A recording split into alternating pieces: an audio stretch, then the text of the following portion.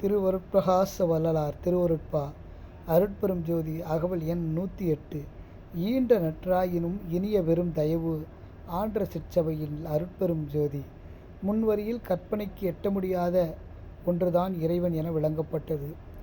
அப்படிப்பட்ட ஒரு பொருள் நமக்கு என்ன பலன் என்கிறது இந்த வரியில். உலகிலே எதையும் விட சிறந்தது ஒரு நல்ல தாயின் அன்பே என கூறுவர். அதுவும் பெற்றெடுத்த தாய் என்றால் சொல்லவே வேண்டியதில்லை.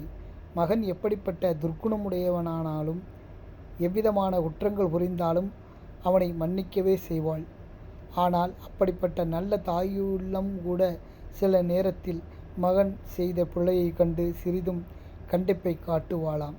சிற்சபையில் விளங்கும் ஆண்டவரே எந்த குற்றமும் புரியாமல் பெற்ற தாய் காட்டும் கருணையை விட பல கோடி பங்கு அதிகமான கருணை காட்டுவார்.